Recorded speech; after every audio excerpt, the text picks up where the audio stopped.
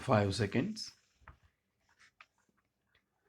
Mr. Chairman, sir, I rise to make my last speech in this House.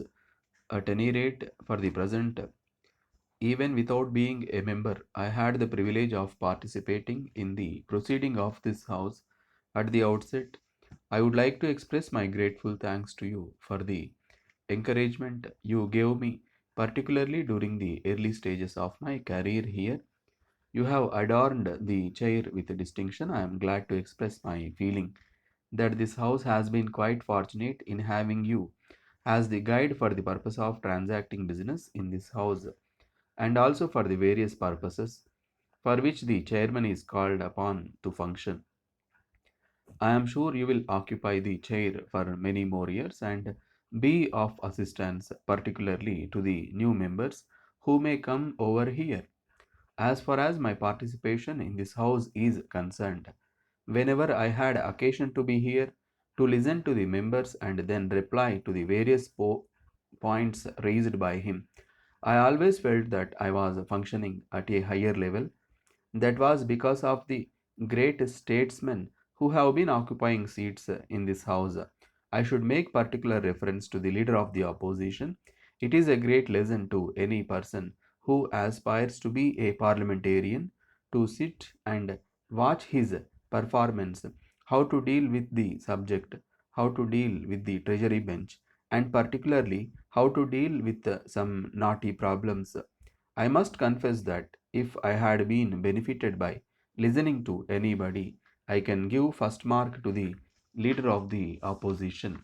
His speech was always a shining example to others. This house has been very lucky to have him as the leader of the opposition. In my view, he set the tone of this house on a few occasions. I had the misfortune to differ from him in some respects, but I can give him this assurance that there was no question of any personal feeling, in that I always had the highest regard for him, and I have no doubt that I shall continue to have that regard for all time.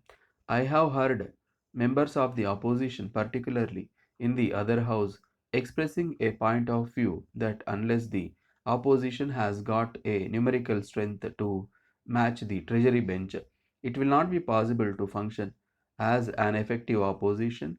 I wish those members come and watch the way in which the opposition has been functioning in this house. Wherever it was necessary to hit, they did not hesitate to hit. Wherever it was necessary to pay compliments, they paid the compliments.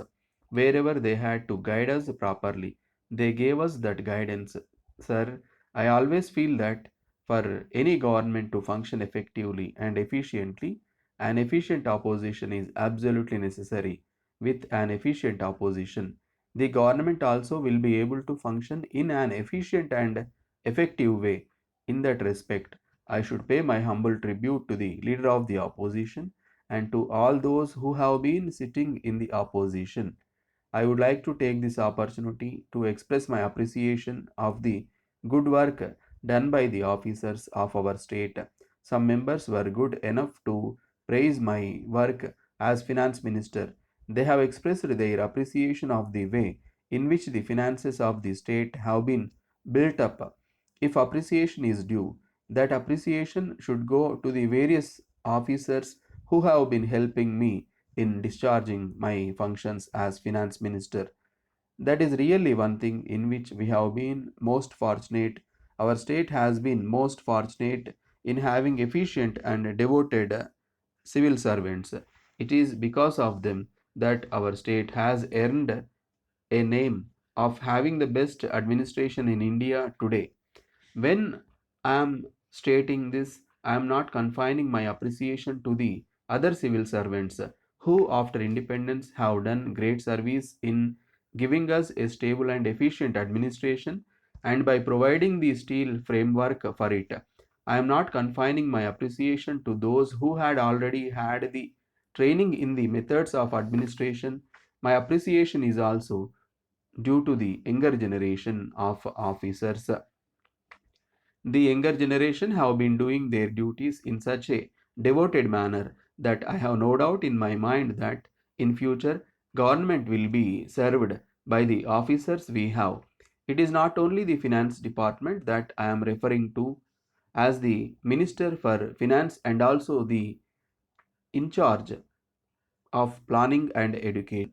I had to deal with almost all the departments of Secretariat and also the heads of departments in the state, collectors and other officers. My appreciation is due to all of them only because we have been able to maintain the standard of efficiency in our officers. The future of our state is quite bright. The administration of this state has always earned the greatest praise even during the British regime. It has been possible for us to maintain that name, and I hope we will continue to maintain it, sir. I am particularly thankful to the members of this house for wishing me well in my change of forum. I have decided to contest a parliament seat. I hope I will succeed. I am sure that in the elections and in the discharge of my duties in parliament, I will carry the good wishes of the members of this house.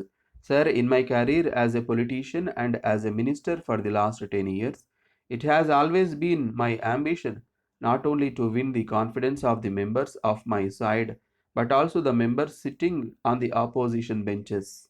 Sir, I feel that I have gained their confidence also. While I am making this change from the state legislature to the parliament, I can assure you that it will always be my endeavor to work for the progress and welfare of the country as a whole. I take this opportunity to thank you, sir, and the honorable members of this house for the kind words spoken about me. With these words, I conclude my speech.